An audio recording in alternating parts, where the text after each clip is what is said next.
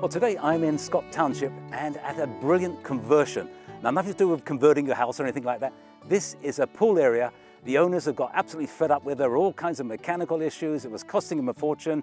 They decided it's becoming a vegetable garden. And what a job they've done. Let's go and check it out. Just look at this. Fantastic. We're going to look at the garden in more detail a bit later on.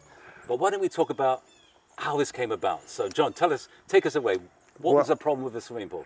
When we had the pool, we had hardly anybody used it anymore.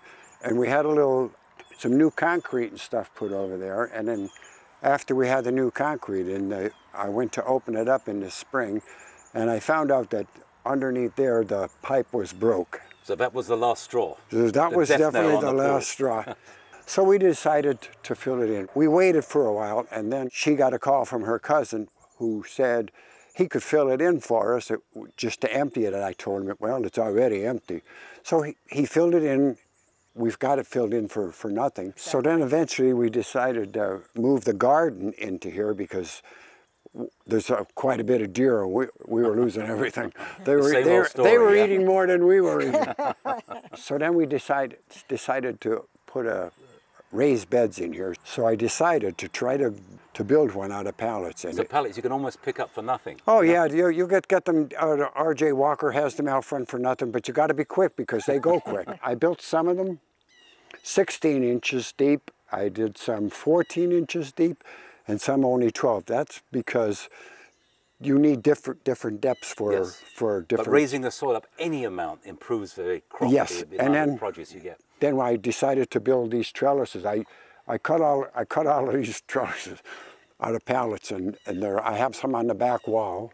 That's quite a recycling project you have there. It is a recycling, but you want to know, it's very, very enjoyable work. I love to do it, and I'm quite happy with the results. That's the construction. That's the reasoning why it came about. Yes. Colette, why don't we talk about what you've actually done with your planting? Sure. Where to start? Where would you like to take us first? How about the tomatoes? Oh, yes, absolutely. Okay.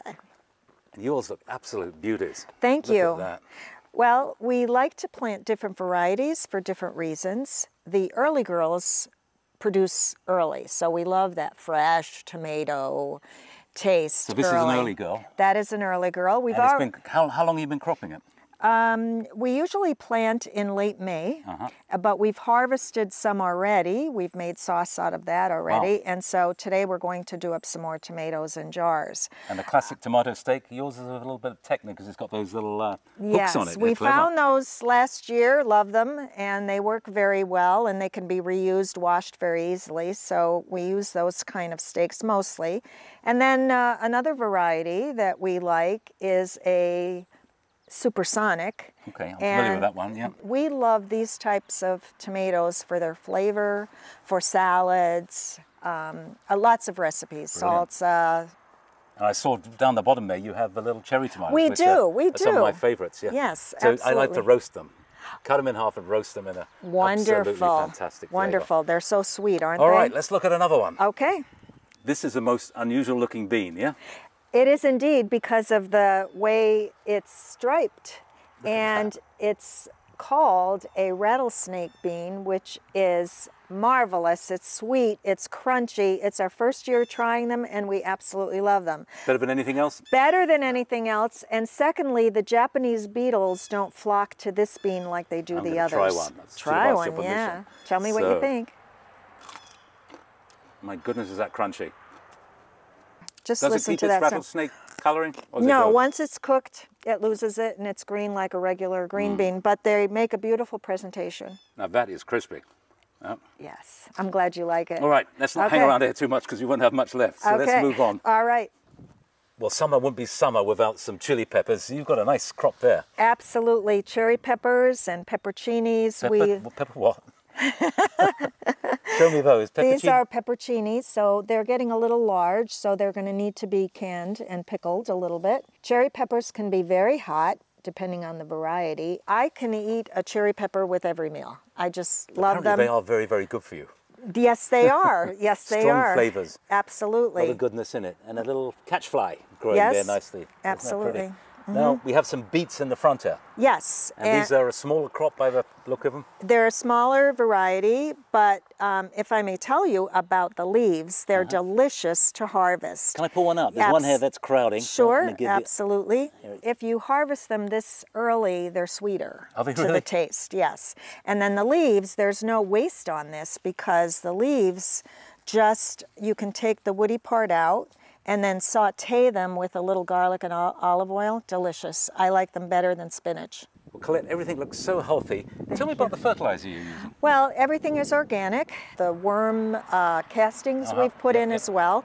And I see there's a composter at the back there. We do compost our own, and we'll add that in the fall, and it'll compost a little bit more. My husband is a fisherman, so some fish is very good for tomatoes, by the way, so we'll work that into the soil. You're not spraying insecticides, No, chemicals? the only thing that we've sprayed is some neem oil, which is very good. Well done, well done. Yeah. And, sounds like John is growling at me. What have you got there, John? No, you can't taste it. This is mine.